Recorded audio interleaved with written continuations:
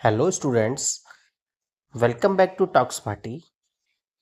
आज हम डिस्कस करने वाले हैं बेटा एक इम्पोर्टेंट हाइपरटेंसिव ड्रग है जिसका नाम है मिथाइल डोपा। ये ड्रग बेटा स्पेशली प्रेगनेंसी में हाइपरटेंशन के लिए काफ़ी यूज़ होती है और एग्ज़ाम में इसका मैकेनिज्म ऑफ एक्शन बहुत बार पूछा जाता है।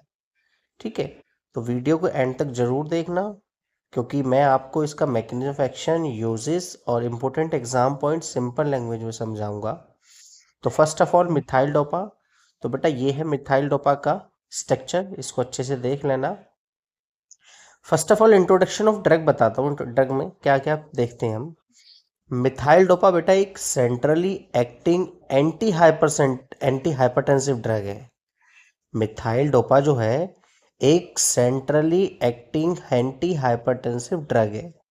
ये डायरेक्टली ब्लड वेसल्स पर काम नहीं करती बेटा, इतना ध्यान रखना। डायरेक्टली ब्लड वेसल्स पे काम नहीं करेगी, बल्कि ब्रेन लेवल पर सिंपैथेटिक एक्टिविटी को कम करती है। ठीक है, जिससे ब्लड प्रेशर कंट्रोल होता है। सिंपल एक चीज पॉइंट याद रखना, ये ब्लड वेसल्स पे काम नहीं करती, काम किस पे, बल्कि ब्रेन लेवल पर सिंपैथेटिक एक्टिविटी को कम करती है। ठीक है, मैकेनिज्म ऑफ एक्शन देखेंगे बेटा। तो मैकेनिज्म ऑफ एक्शन क्या है, methyl dopa converted into alpha methyl non epinephrine bye enzyme dopamine beta hydroxylase and bind with alpha 2 receptors. Then this reduces nerve signals that normally increase blood pressure. As a result, blood vessels relax and blood pressure drops. तो mechanism of action बेटा क्या कहना चाह रहा है आप ये समझो।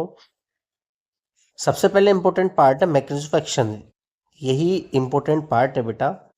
तो स्टेप बाय स्टेप हम इसको समझेंगे, स्टेप बाय स्टेप देखते हैं। देखो मिथाइल डोपा बॉडी के अंदर जाकर कन्वर्ट होता है, इतना आपको पता है। मिथाइल डोपा जब बॉडी के अंदर जाएगा तो वो सिंपल सी बात है, कन्वर्ट होगा। कन्वर्ट होने के बाद देखो क्या करेगा, एल्फा मिथाइल नॉन एपिनेफ्रिन में ये कन्वर्जन होता है एंजाइम डोपामाइन बीटा हाइड्रोक्सिलेज के थ्रू।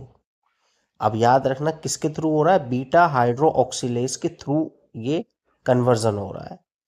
तो पहला पॉइंट तो ये याद रखना।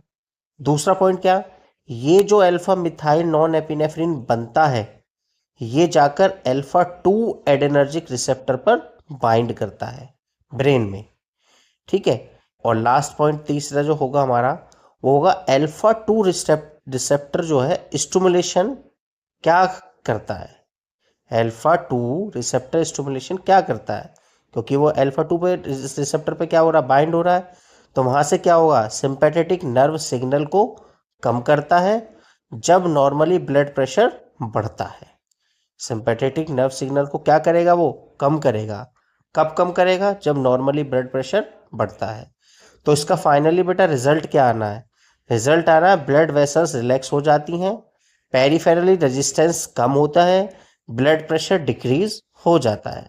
सिंपल लाइन में एक याद रखना, methyl dopa alpha 2 receptor stimulation, जिससे क्या होगा, सिंपैथेटिक एक्टिविटी डिक्रीज होगी। ठीक है, और बीपी भी डिक्रीज होगा। ठीक है, इसके बाद फाइनली हम यूजेस देखेंगे। तो यूजेस में क्या है, use as anti hypertensive agents, prevent heart attack and kidney problems. तो बेटा यूजेस ऑफ मिथाइल डोपा जो मैंने बताया आपको, एंटी हाइपरटेंसिव एजेंट की तरह भी हम इसको इस्तेमाल करते हैं, हार्ट के अटैक के लिए इस्तेमाल करते हैं, किडनी की प्रॉब्लम के लिए इस्तेमाल करते हैं। स्पेशली अगर देखा जाए प्रेगनेंसी इंड्यूस्ड हाइपरटेंशन है ये। ठीक है, लॉन्ग टर्म के हिसाब से देखा जाए तो हार्ट अटैक रिस्क कम होता है, किडनी डैमेज के रिस्क कम होता है। ठीक है, अगर आपको ये एक्सप्लेनेशन हेल्पफुल लगा हो तो बेटा वीडियो को लाइक करें, चैनल को सब्सक्राइब करें और अपने फार्मेसी फ्रेंड्स के साथ बेटा शेयर जरूर करें। अगर आप चाहते हैं कि मैं और एंटी हाइपरटेंसिव ड्रग्स जैसे क्लोनिडीन, प्रोपनॉल या एस इनहिबिटर्स भी इसी तरह से समझाऊं तो कमेंट सेक्शन में ज़रूर लिखें। मिलते हैं नेक्स्ट वीडियो में। Keep study and keep growing. Thank you so much for watching this video.